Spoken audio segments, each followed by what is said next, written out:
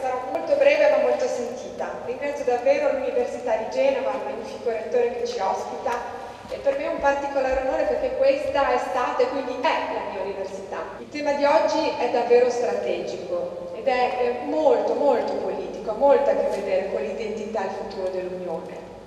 Dotare l'Unione Europea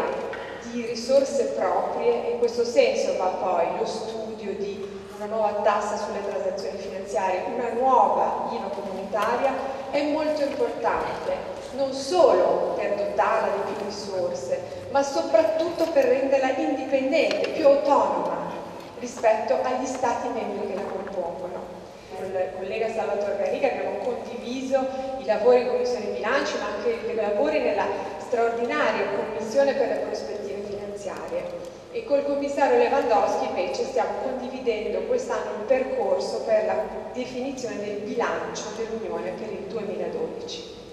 Il bilancio dell'Unione è un bilancio straordinario,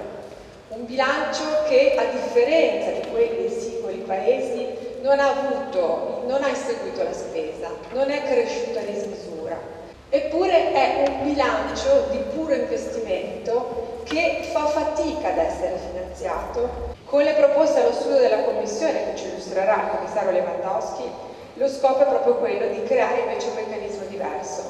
far sì quindi che l'Unione Europea possa avere le sue risorse indipendentemente dalle politiche che si fanno all'interno dei singoli Stati membri, per far sì che diventi vera questa Europa del futuro, per far sì che non ci sia un vuoto quando immaginiamo le politiche di questo momento di crisi. E quindi da un lato vediamo forti politiche di consolidamento a livello nazionale, ecco, perché dall'altra parte ci sia un contrappeso forte, è sicuramente necessaria un'Unione Europea con politiche efficaci, con risorse sufficienti per far sì che tutto questo non rimanga sulla carta, a cominciare dalla strategia 2020, quindi a cominciare da quel percorso che ci dovrà, spero, aiutare a costruire per il 2020 un'Europa più e meglio occupata, soprattutto per i più giovani.